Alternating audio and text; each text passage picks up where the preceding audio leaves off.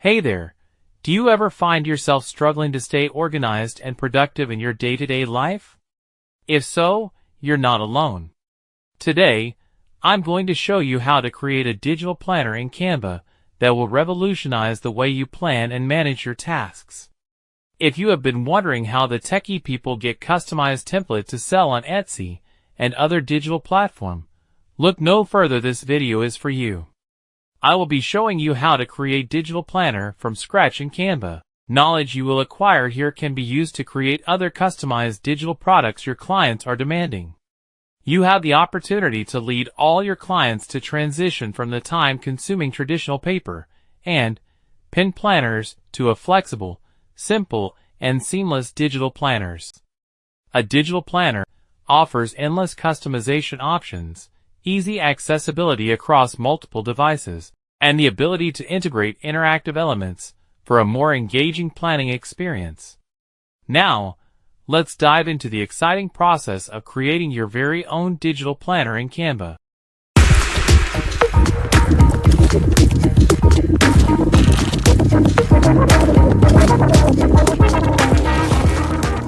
Okay, let us get started with the design process.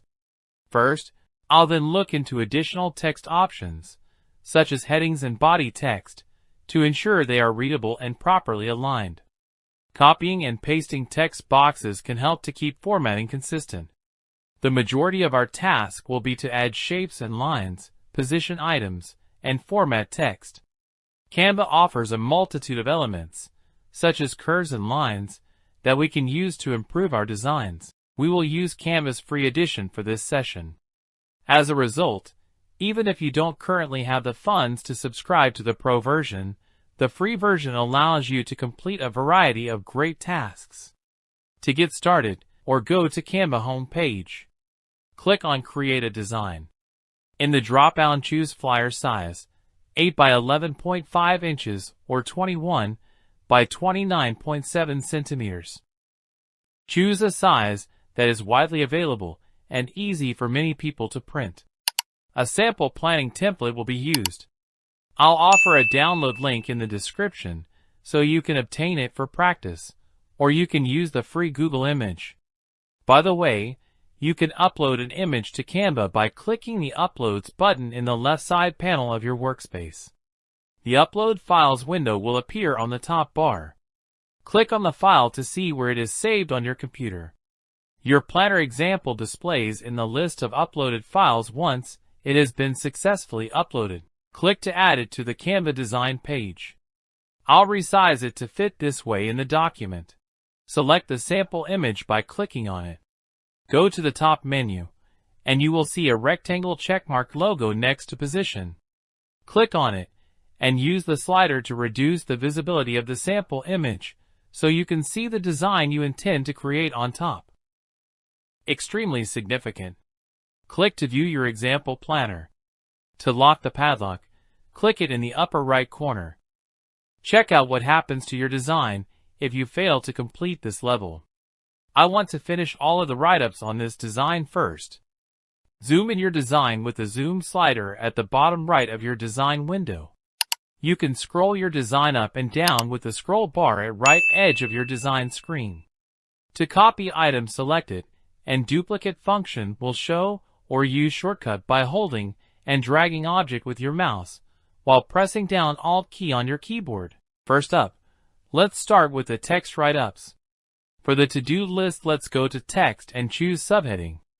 Move it with the Move tool and line it up with the to-do text like this.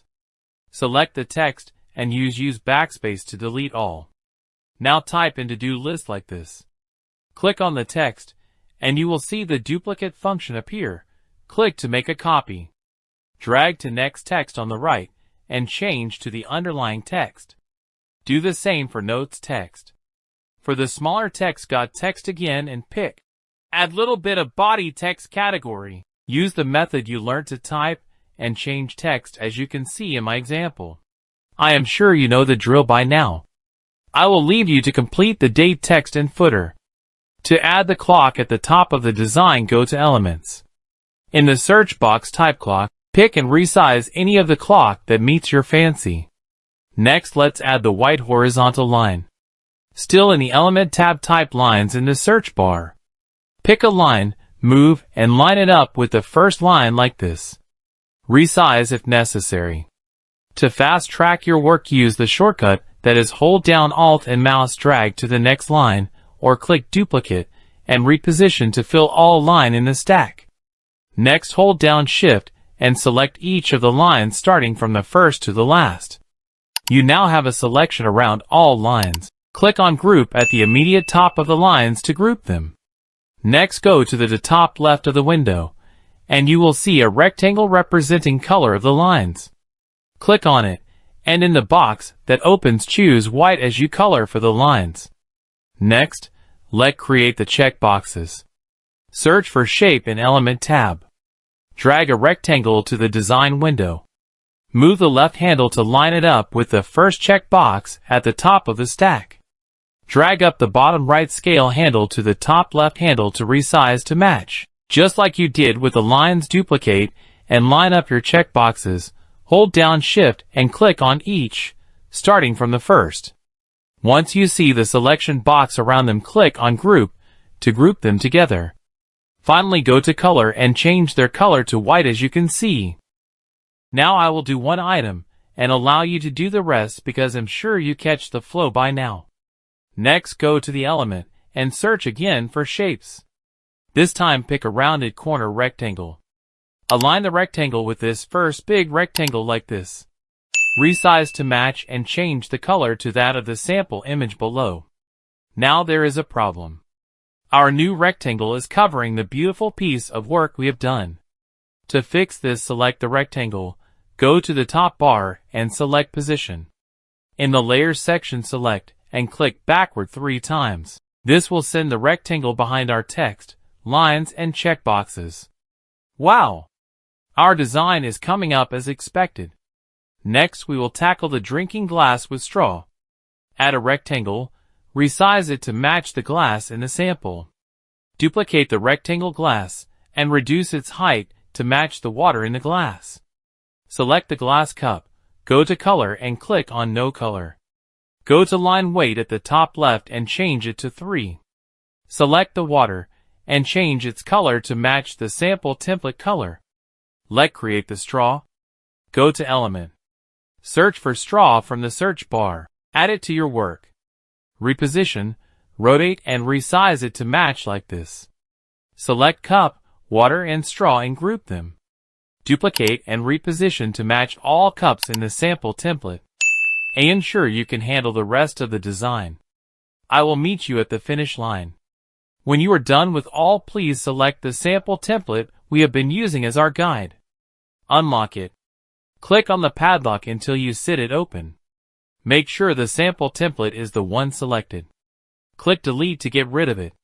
Now you can see your design in its full glory. Right. If your job looks like mine, congratulations on your way to becoming a pro designer. Please subscribe and comment on areas you have questions. Next, we will download our design. Go to Share. Click on Download. Select PDF Print and click Download to save to our computer or cloud storage. Thanks for joining us on this tutorial about creating digital products in Canva. We hope you enjoyed learning these valuable skills and are feeling inspired to unleash your creativity. But wait, there's more.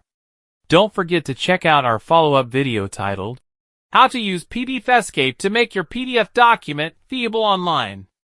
In that video, we'll show you how to take your digital creations to the next level by making them interactive and user-friendly. Be sure to subscribe to our channel so you don't miss out on this exciting opportunity. Happy designing!